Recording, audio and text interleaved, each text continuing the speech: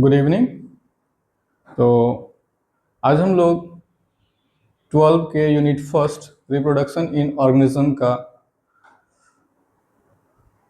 जो है इसमें टॉपिक उसके बारे में हम लोग चर्चा करेंगे। जैसे कि पिछले क्लास में हम लोगों ने पढ़ा था सेक्सुअल रिप्रोडक्शन और एसेक्सुअल रिप्रोडक्शन। रिप्रोडक्शन दो तरह के हो रहे थे, एक सेक्सुअल और एसेक्सुअल। एसेक्सुअल हमने पिछले 2 क्लासों में पढ़ा, जिसमें से कि बहुखंडन, मुकुलन, बीजाणुद्वार, ये सारे चीज़ थे।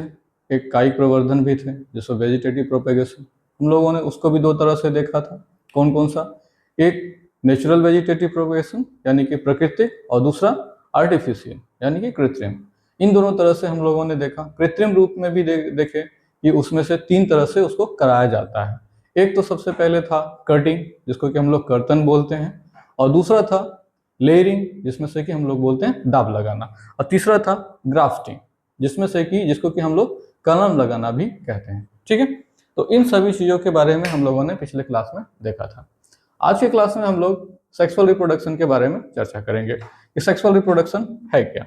ठीक है, तो सेक्सुअल रिप्रोडक्शन सामान्य रूप से हम लोग जानते हैं कि इसमें पेरेंट्स कितने होने चाहिए? 2 होने चाहिए, क्योंकि इसमें सेक्सुअल रिप्रोडक्शन की जब भी बात करें तो इसमें लैंगिक अंग जो होते हैं वो अलग अलग होते हैं।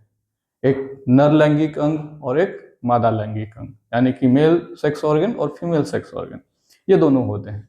इसमें सेल का डिवीजन जो होता है वो अर्धसूत्री होता है, क्योंकि एक सेल जो है वो तभी सर्वाइवल कंडीशन में रहता है जब उसमें गुणसूत्र की संख्या पूरी हो। ठीक है, अगर यदि ह्यूमन की बात करते हैं उसमें कितने होते हैं? 46 नंबर ऑफ क्रोमोसोम होते हैं। अगर यदि है तो ही ये क्या है? सर्वाइवल कंडीशन में है, अदरवाइज ये सर्वाइवल कंडीशन में नहीं होते हैं। जैसे कि हम लोग बात करते हैं कि स्पर्म की बात करें, स्पर्म जो होते हैं वो सिंगल एन संरचना होता है, सिंगल एन स्ट्रक्चर होता है। तो ये सर्वाइवल कैसे होता है?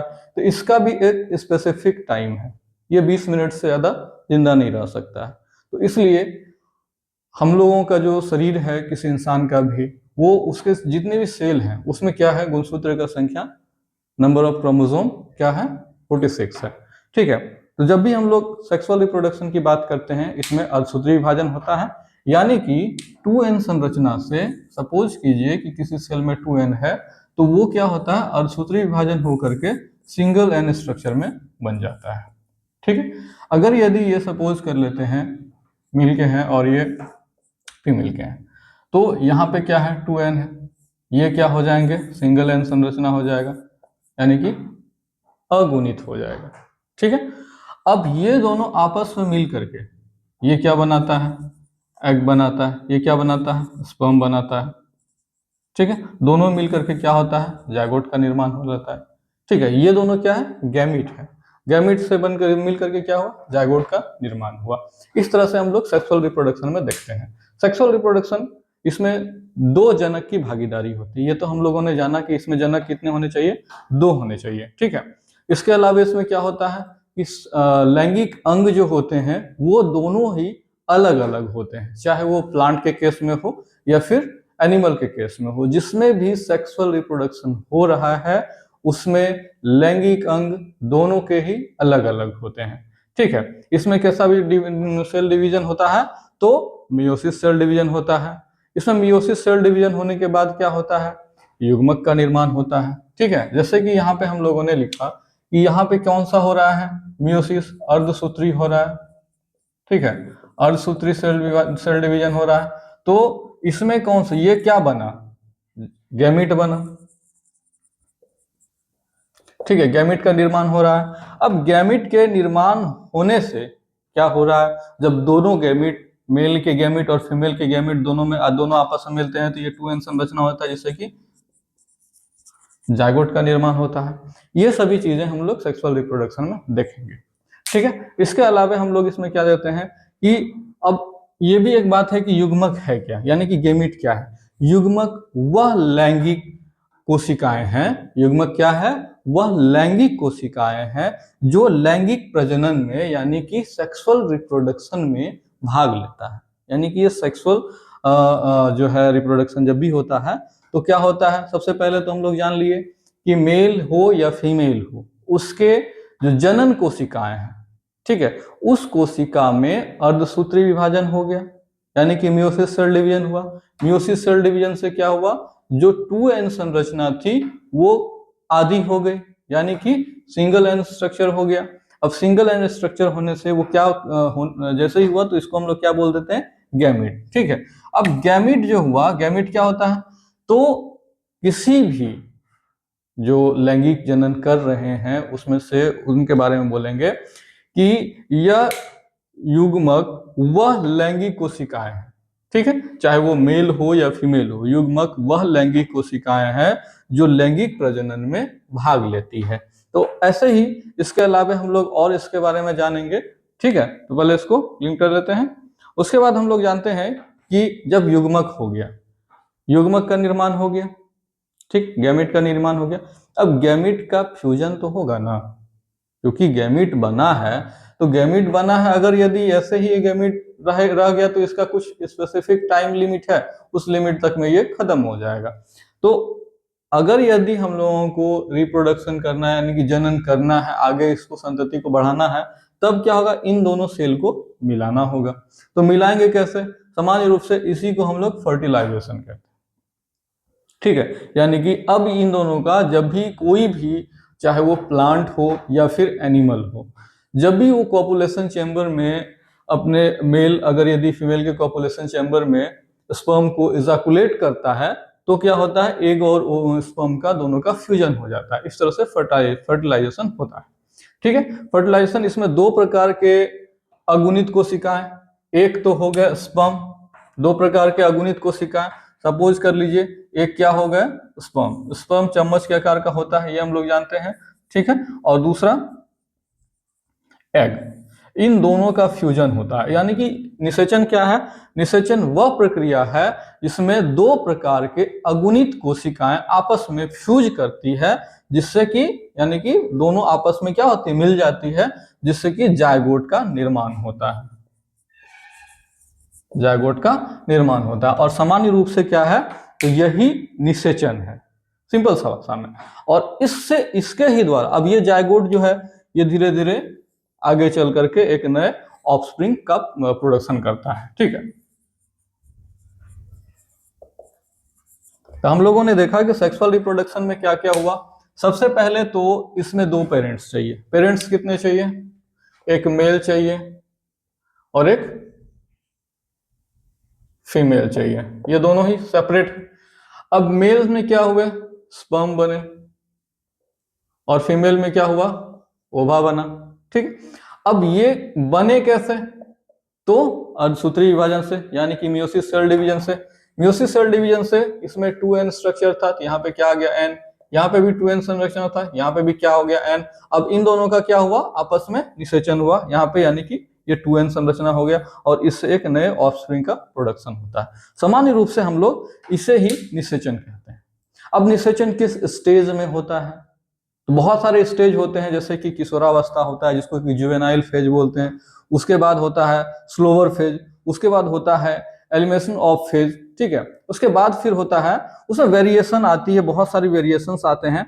उसके बाद फिर जुवेनाइल फेज के बाद प्रजनन अवस्था आती है, ठीक है। हम लोग क्या जानते हैं कि जैसे ही रिप्रोडक्शन के बारे में हम लोग पढ़ते हैं तो उसमें ये चीज पढ़ते हैं कि आखिर ये किस स्पेसिफिक एज में स्टार्ट होता है, चाहे वो प्लांट हो या फिर एनिमल हो, उनका तो कुछ ना कुछ एक स्पेसिफिक एज होता होगा। जैसे हम एनिमल की बात करते हैं या फिर किसी इंसान की बात, ह्यूमन की बात करते हैं, उसमें क्या होता है, बहुत सारे फेज होते हैं। जुवेनाइल फेज, जैसे कि हमने बोला, वो किशोरावस्था, उस कंडीशन में सामान्य रूप से किसी भी फीमेल के बॉडी में ओवा का निर्माण नहीं होता है, वो किसी कारणवश रुका होता है। अब क्यों रुका होता है, वो हम लोग ह्यूमन रिप्रोडक्शन जब यूनिट 3 पढ़ेंगे उसमें जानेंगे कि वो क्यों रुका रहता है, उसमें ऐसा क्या होता है जो कि कोई भी जब एडल्ट एज में आते हैं, यानी कि रिप्रोडक्टिव स्टेज में आते हैं, तभी उसमें एक का फॉर्मेशन होता है, उसके पहले एक क्यों नहीं बनता है। तो उसमें बहुत सारे फॉलिकल होते हैं, उन सभी की वजह से एक का जो बनना होता है वो किसी ना किसी वजह से रुका हुआ रहता है, ठीक है। इसके बाद प्रजनन अवस्था हम लोग जानते हैं। प्रजनन अवस्था प्राणियों की जीवन की वह अवस्था है जिसमें से कि वो पूरी तरह से रिप्रोडक्शन के लिए कैपेबल होते हैं, उनके शरीर में चाहे वो फीमेल हो तो उसमें क्या होता है, ओवा का निर्माण होना शुरू हो जाता है, मेल है तो उसमें स्पर्म का निर्माण होना शुरू हो जाता है। तो इस तरह के स्टेज को हम लोग क्या बोलते हैं, रिप्रोडक्टिव स्टेज। उसको लिख लेते हैं हम लोग कौन कौन से स्टेज होते हैं, उसके बाद इसको और अच्छे से डील करेंगे।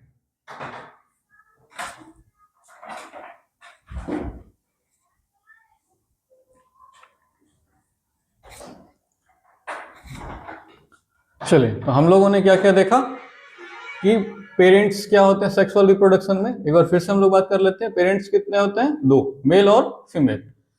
दोनों के क्या होते हैं, लैंगिक अंग, सेक्स ऑर्गन, नर लैंगिक अंग जिसको कि मेल सेक्स ऑर्गन बोलते हैं, मादा लैंगिक अंग जिसको फीमेल सेक्स ऑर्गन बोलते हैं। सेल डिवीजन कैसा होता है, अर्धसूत्री होता है, जैसा कि हमने अभी जस्ट बताया था, 2 एन से सिंगल एन संरचना। अब इन सिंगल एन को क्या बोल रहे हैं, युग्मक बोल रहे हैं। युग्मक का क्या होता है, आपस में दोनों चाहे मेल युग्मक और फीमेल युग्मक दोनों ही आपस में मिल करके जायगोट का निर्माण करता है। जो दोनों का मिलना होता है वो क्या कहलाता है, निषेचन कहलाता है। और उसके बाद क्या होता है, जायगोट का निर्माण होता है। तो इस तरह से एक नए ऑफस्प्रिंग का प्रोडक्शन होता है। ये देखिए, ये सीक्वेंस में है, ये इधर उधर नहीं कर सकते हैं कि पेरेंट्स मेल है उसके जो सेक्स ऑर्गन होंगे उसमें फिर मियोसिस सेल डिवीजन होगा, ठीक है।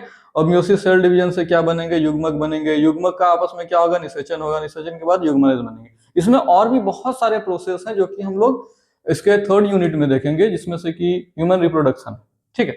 अब इसके बाद जैसे ऑफस्प्रिंग प्रोडक्शन होता है तो उसमें से जो जीवन चक्र की अवस्थाएं होती है वो हम लोग इस यूनिट में 2 अवस्थाएं पढ़ेंगे। एक जीवनाइल फेज जो कि किशोरावस्था होता है, और दूसरा प्रजनन अवस्था। अब प्रजनन अवस्था में तो हम लोग इंसान में ही, ह्यूमन में जानते हैं कि धीरे धीरे वो एडल्ट हो गया, देख करके भी पता चलता है। लेकिन प्लांट में क्या होता है, प्लांट में कैसे हम लोग कह सकते हैं कि ये प्लांट का जो है रिप्रोडक्टिव फेज है। ह्यूमन के बारे में तो उसमें ओवा का निर्माण हो गया, ठीक है, मेल में जो है स्पर्म का निर्माण होना शुरू हो गया। तो इस तरह से हम लोग जानते हैं कि ये प्रजनन फेज है, एक स्पेसिफिक एज है। लेकिन प्लांट में जब अगर भी हम लोग सेक्सुअली इन प्लांट को देखेंगे कि सेक्सुअल रिप्रोडक्शन के तौर पर, कि तब इस प्लांट में रिप्रोडक्शन कैसे होता है, किस स्टेज में होता है, कैसे जानेंगे कि ये प्लांट अब रिप्रोडक्टिव फेज में आ गया है। तो इस चीज को हम लोग बहुत ही अच्छी तरह से समझते हैं कि लैंगिक दृष्टिकोण से अगर यदि हम किसी प्लांट के बारे में सोचते हैं कि उसका रिप्रोडक्टिव फेज क्या होगा, तो उसका रिप्रोडक्टिव फेज तभी हम लोग जानेंगे जब उसमें पुष्प धारण यानी कि फ्लावरिंग होना शुरू हो जाता है। किसी भी प्लांट में जब फ्लावरिंग शुरू होता है तो हम लोग कह सकते हैं कि वो प्लांट क्या है, कि अब उसका रिप्रोडक्टिव फेज आ गया। अब प्लांट में 2 प्रकार से होते हैं, देखेंगे कि कुछ प्लांट ऐसे होते हैं जो अपने पूरे लाइफ में केवल एक ही बार पुष्प धारण करता है और फिर वो मर जाता है, ठीक है। कुछ क्रॉप्स आते हैं उसके बाद फिर मर जाते हैं। लेकिन कुछ प्लांट ऐसे भी होते हैं जो हर साल एक स्पेसिफिक टाइम में, जैसे किसी मंथ की बात करते हैं, जैसे अभी आम का सीजन है, आम में देखेंगे फूल आ गए हैं, तो हर साल इसी सीजन में आता है, ठीक है। तो वो एक स्पेसिफिक है कि हर साल उस टाइम पीरियड में उनमें फ्लावरिंग होगा, ठीक है। और वो फिर जो फ्रूट है उसमें फ्रूट का निर्माण होगा। इस तरह से उसमें जो बीज का निर्माण होगा, फिर बीज जो है जर्मिनेट होकर के नए प्लांट बनेंगे। तो वो सारे क्या हो रहे हैं, एक सेक्सुअल रिप्रोडक्शन उसमें हो रहा है कि फ्लावरिंग मेल और फीमेल दोनों फ्लावर है, दोनों का फ्यूजन हो रहा है। फ्यूजन से क्या हो रहा है, बीज का निर्माण हो रहा है, उससे फिर नए प्लांट बन रहे हैं। इस तरह से हम लोग प्लांट में देखते हैं। तो प्रजनन अवस्था अगर यदि हम लोग प्लांट की बात करते हैं तो प्लांट में क्या होगा कि लैंगिक दृष्टि से 2 प्रकार के पुष्पधारी पादप होते हैं, ठीक है। सेक्सुअली अगर भी हम लोग देखते हैं कि 2 प्रकार के पुष्पधारी पादप होते हैं।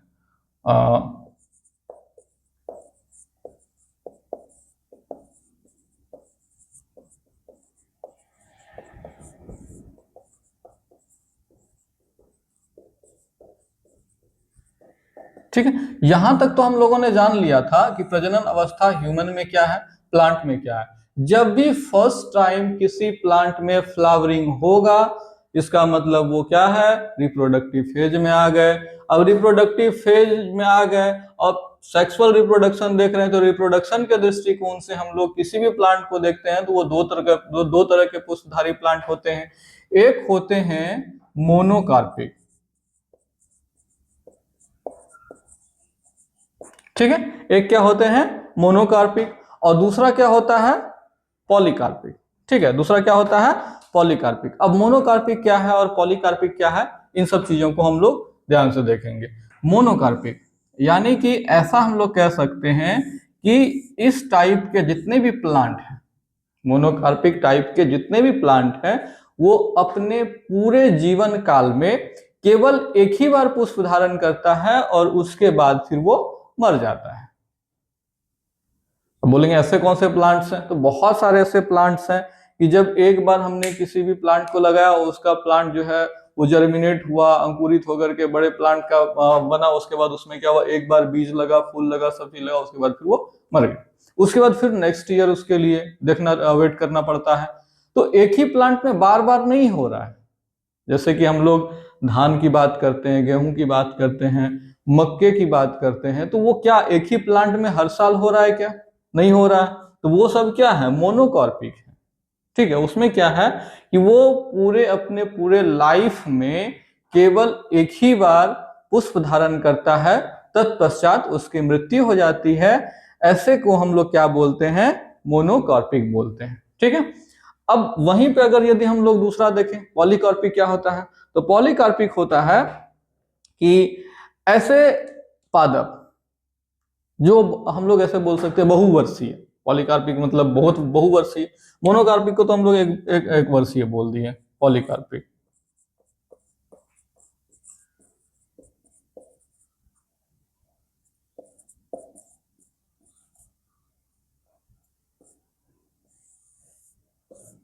पॉलीकार्पिक, ठीक है। अब पॉलीकार्पिक जो होता है वो हम लोगों ने तो एक बोल दिया था, ठीक है।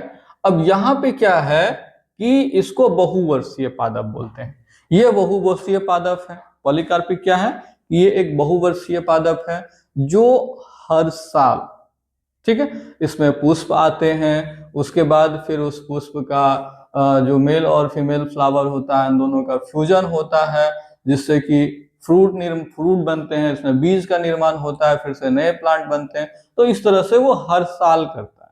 लेकिन इनमें क्या है कि ये केवल एक ही बार करते हैं, बस यही डिफरेंस है दोनों में। तो मोनोकार्पिक का अगर यदि आप लोगों को पूछा जाता है कि मोनोकार्पिक से आप क्या समझते हैं, तो सिंपल सा भाषा में बोलना है कि यह एक ऐसा प्लांट है जो कि अपने पूरे लाइफ स्पेन में, पूरे लाइफ में, पूरे जीवन काल में केवल एक ही बार पुष्प धारण करता है, उसके बाद उसके कुछ बीज आते हैं और वो फिर मर जाते हैं, यानी कि उसकी डेथ हो जाती है। और वहीं पे पॉलीकार्पिक की बात क्या करते हैं, तो पॉलीकार्पिक ये एक बहुवर्षीय पादप है जो परिपक्व होने पर प्रत्येक वर्ष, जो मैच्योर होने पर प्रत्येक वर्ष एक विशिष्ट समय में, अब ऐसा नहीं है कि हर समय ऐसा होते जा रहा है, मतलब आम ही होना है तो कभी कभी भी हो रहा है, ऐसा नहीं है। एक विशिष्ट स्पेसिफिक टाइम पीरियड में उसमें फ्लावरिंग होता है, उसके बाद फिर वो क्या हो जाती है, उनकी डेथ हो जाती है। तो इस तरह से हम लोग मोनोकार्पिक और पॉलीकार्पिक देखें। प्रजनन अवस्था हम लोग प्लांट का कैसे जानेंगे कि जब प्लांट कोई भी पहली बार फ्लावरिंग करता है तो वो कौन से स्टेज में होते हैं, रिप्रोडक्टिव स्टेज में होते हैं। अब रिप्रोडक्टिव स्टेज में भी हम लोग दो प्रकार के प्लांट को देखते हैं, कैसे, एक मोनोकार्पिक, एक पॉलीकार्पिक। मोनोकार्पिक रिप्रोडक्टिव फेज में आते हैं, फ्लावरिंग होता है, और रिप्रोडक्टिव फेज में जैसे ही मतलब फ्लावरिंग हुआ तो रिप्रोडक्टिव फेज में आ गया। रिप्रोडक्टिव फेज में आने के बाद उसमें क्या हुआ, फ्लावरिंग हुआ, उसके बाद उसका फर्टिलाइजेशन हुआ, उसके बाद फिर उसमें बीज बने और उनकी डेथ हो जाती है। लेकिन वहीं पॉलीकार्पिक में क्या हो रहा था कि हर वर्ष फूल आ रहे हैं, हर वर्ष इसमें बीज बन रहे हैं। तो इस तरह से हम लोग मोनोकार्पिक और पॉलीकार्पिक देखेंगे। तो ये क्या था, प्लांट में था। अब एनिमल में क्या होता है, एनिमल में भी कुछ ऐसे होते हैं जो एक स्पेसिफिक टाइम में ही वो फर्टिलाइजेशन करते हैं, हर समय नहीं करते हैं, वो एक स्पेसिफिक टाइम में करते हैं। ठीक है, जैसे कि जंतु प्रजनन अगर भी हम लोग पढ़ते हैं तो प्रजनन काल के आधार पर जंतुओं को दो भागों में बांटा गया है। एक तो होते हैं मौसमी, यानी कि वो मौसम के अकॉर्डिंग ही फर्टिलाइजेशन की एक्टिविटी उसमें होती है, क्योंकि मौसम हीट जो होता है उसके दरमियान उसमें बहुत सारे चेंजेस आते हैं, बहुत सारे हार्मोन का सिक्रेशन होना शुरू हो जाता है, जिस वजह से वो एक स्पेसिफिक टाइम में ही अपना रिप्रोडक्टिव फेज स्टार्ट कर लेते हैं। तो हम ह्यूमन के बारे में एक बार देख लेंगे, ठीक है। तो फिलहाल इसको अगर यदि आप लोग नोट डाउन करना चाहें तो कर सकते हैं। हम लोग ह्यूमन की देखते हैं।